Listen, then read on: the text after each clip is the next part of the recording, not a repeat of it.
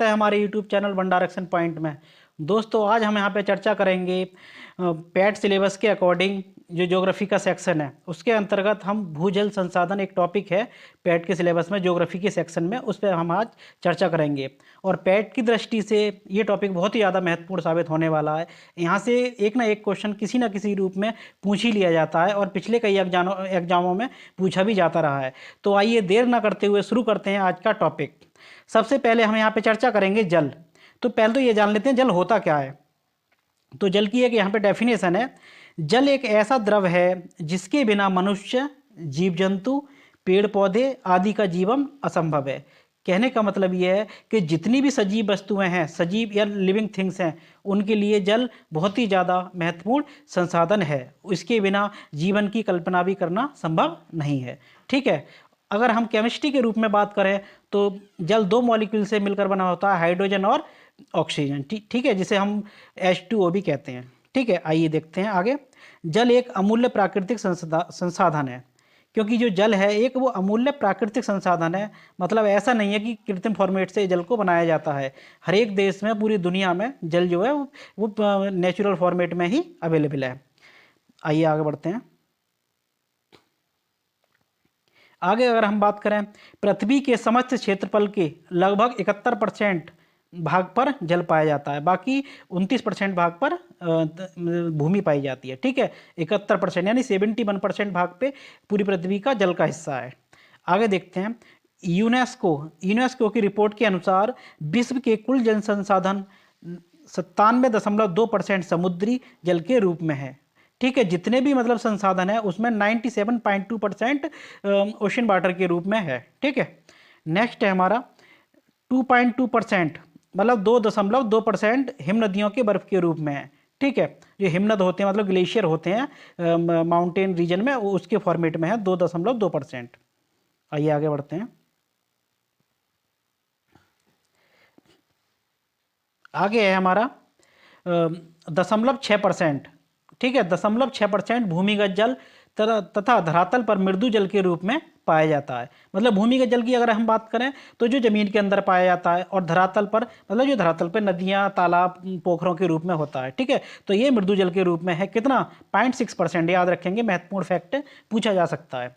Next है हमारा पृथ्वी पर पाए जाने वाले कुल जल का 0.6% भाग ही मानव के प्रयोग हेतु मृदु जल के रूप में उपलब्ध है। ठीक है, कहने का मतलब ये है अगर 100% जल है टोटल, तो उसमें से केवल 0.6% जो हिस्सा है वो हम इंसान के उपयोग के लिए ही उपलब्ध है। ठीक है, ये दो रूपों में पाया जाता है। सबसे पहले है भूमिगत जल, जिसे हम ग्राउंड वाटर भी कहते हैं। भूमिगत जल के रूप में 0.59 यानी 0.59% है। ठीक है, 0.59%। अगर हम बात करें सतही जल, मतलब जो सतह पर पाया जाता है, जिसमें तालाब, पोखर वगैरह आते हैं, झीलें वगैरह आती हैं, तो उसमें 0.1% है। ठीक है, कितना है? 0.1%।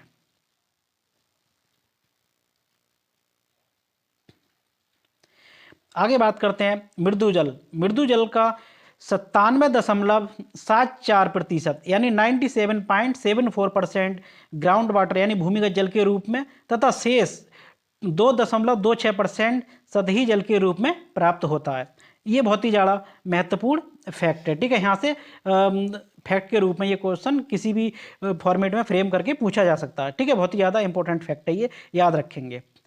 नेक्स्ट है हमारा संसार को होने वाली जलापूर्ति। संसार को होने वाली जलापूर्ति का 95% भाग भूमिगत जल से ही प्राप्त होता है। ठीक है, कहने का मतलब यह है कि अगर जो टोटल 100% मिलता है उसमें से 95% जो होता है ग्राउंड वाटर से प्राप्त होता है। ठीक है,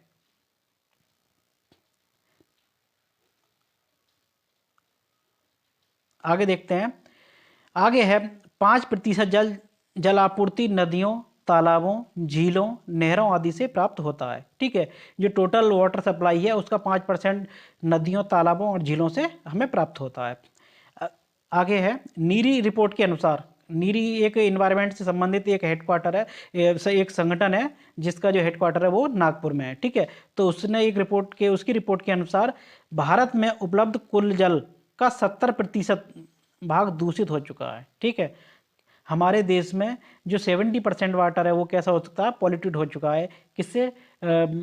जो कंपनियां हैं, जो इंडस्ट्री हैं, उनसे जो वेस्ट वाटर निकलता है, केमिकल्स निकलते हैं उससे, और भी बहुत सारे पेस्टिसाइड और जो हर्बिसाइड्स वगैरह जो भी कीटनाशक दवाइयाँ होती हैं उसके हिसाब से 70% जो जल है वो पॉल्यूटेड हो चुका है। ठीक है,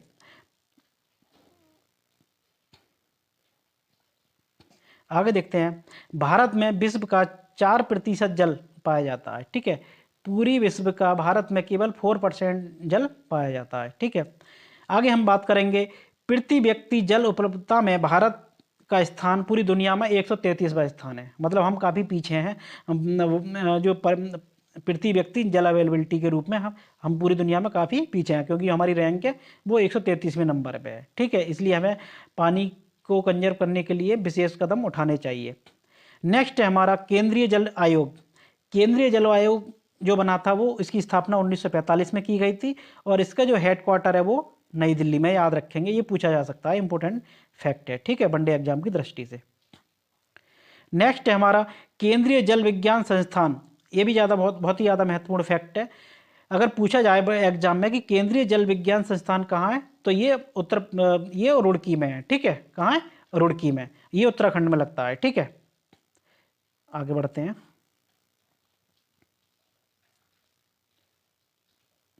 आगे है हमारा भारत में जल संसाधन के स्रोत। मतलब भारत में जो वाटर है उसके कौन कौन से रिसोर्सेज हैं। तो ठीक है, पहला है धरातलीय जल, दूसरा है भूमिगत जल यानी ग्राउंड वाटर, और तीसरा है वायुमंडलीय जल जो मतलब वायुमंडल में होता है वाष्प के रूप में, और चौथा है ओशन जल यानी महासागरीय जल। ठीक है, भूमिगत जल जिन चट्टानों में जमा होता है उन्हें हम जल वृत कहते हैं। क्या कहते हैं? जल वृत।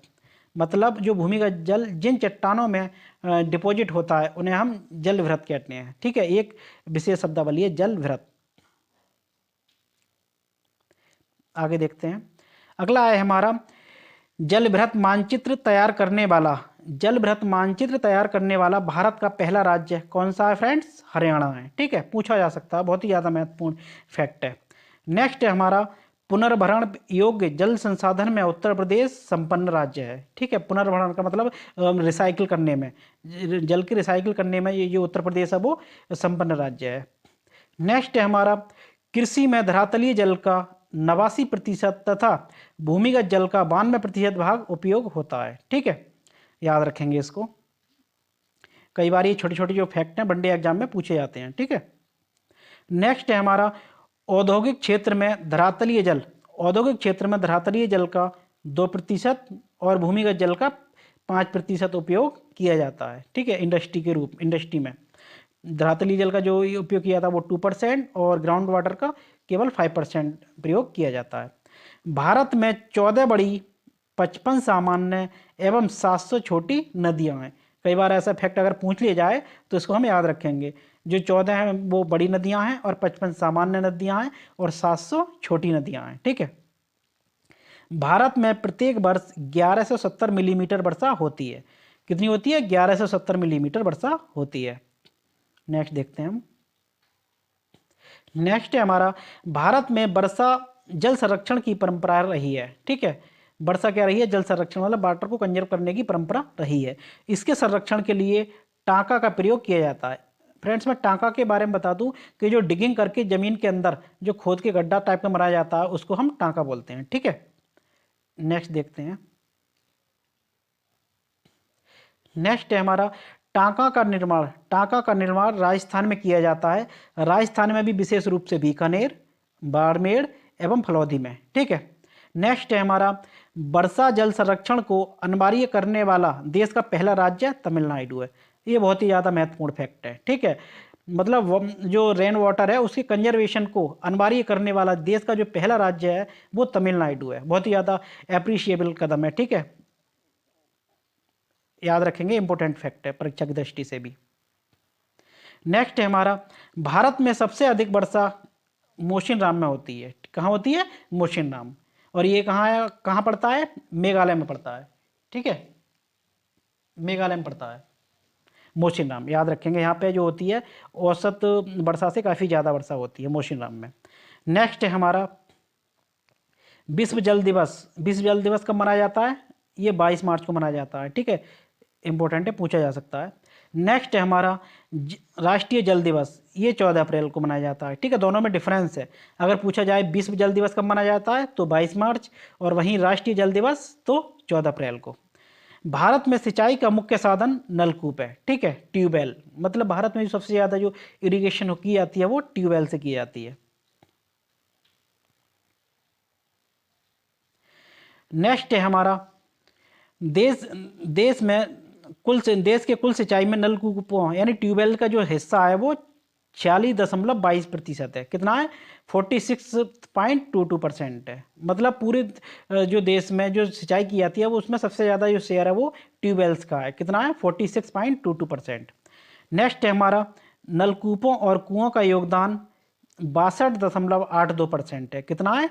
अगर हम नलकूपों में कुओं को भी शामिल कर लें तो जो इसका जो शेयर हो जाता है सिंचाई में वो 62.82 हो जाता है। नेक्स्ट है हमारा, अगर हम बात करें नहरों की तो नहरों का जो योगदान है वो 23.66% है। कितना है? 23.66%। नलकूपों द्वारा सर्वाधिक सिंचाई उत्तर प्रदेश में की जाती है। पूरे भारत में जो सबसे ज़्यादा ट्यूबवेल्स के द्वारा जो सिंचाई की जाती है तो वो कहाँ की जाती है? उत्तर प्रदेश में। ठीक है, पूछा जा सकता है। और यूपी की दृष्टि से तो ये फैक्ट काफ़ी ज़्यादा इंपॉर्टेंट है। आगे देखेंगे, यूपी में नलकूपों का द्वारा सिंचाई 74.9% है। ये महत्वपूर्ण डेटा है। ठीक है, ये पूछा जा सकता है कि यूपी में ट्यूबवेल्स के द्वारा कितनी सिंचाई की जाती है तो 74.9%। सबसे ज़्यादा शेयर ट्यूबवेल्स के द्वारा किया जाता है इरिगेशन का। ठीक है, तालाबों द्वारा सर्वाधिक सिंचाई की जाती है तमिलनाडु में। कहाँ की जाती है? तमिलनाडु में। नेक्स्ट देखते हैं। नेक्स्ट है हमारा सर्वाधिक सिंचाई वाले राज्य। सर्वाधिक सिंचाई कहाँ कहाँ की जाती है तो पहले नंबर पे उत्तर प्रदेश है, दूसरे नंबर पे मध्य प्रदेश, तीसरे नंबर पे राजस्थान। कुओं द्वारा सर्वाधिक सिंचाई एमपी में की जाती है। जैसे नलकूपों द्वारा सबसे ज़्यादा उत्तर प्रदेश में की जाती थी, ऐसे ही कुओं द्वारा सर्वाधिक सिंचाई की जाती है वो मध्य प्रदेश में की जाती है, एमपी में। ठीक है, नेक्स्ट देखते हैं। नलकूपों द्वारा सिंचित राज्य, पहले नंबर पर उत्तर प्रदेश है, दूसरे नंबर पर राजस्थान है, वहीं बात करें तो मध्य प्रदेश तीसरे नंबर पे है। ठीक है, भारत सरकार ने वर्ष 2013 को जल वर्ष संरक्षण के रूप में मनाया था। ठीक है, राष्ट्रीय स्तर पर प्रति व्यक्ति जल की उपलब्धता 1545 क्यूबिक, कितनी है?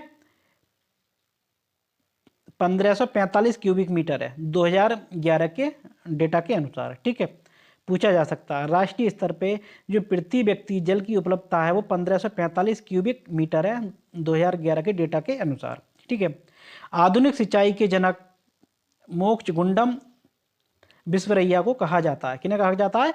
मोक्षगुंडम विश्वेश्वरैया। ठीक है, तो फ्रेंड्स ये थी हमारी भूजल संसाधन से संबंधित महत्वपूर्ण वीडियो जो पैट की दृष्टि से बहुत ही ज़्यादा महत्वपूर्ण साबित होने वाली है। ठीक है, तो फ्रेंड्स अगर हमारा वीडियो आपको पसंद आया हो तो उसे लाइक करना, शेयर करना। साथ ही अगर आप हमारे चैनल पर पहली बार हैं तो चैनल को सब्सक्राइब कर लेना, साथ में बेल आइकन को जरूर प्रेस कर देना ताकि मैं जब भी कोई महत्वपूर्ण वीडियो बनाऊं तो उसका नोटिफिकेशन आप तक पहुंचता रहे। ठीक है, धन्यवाद फ्रेंड्स।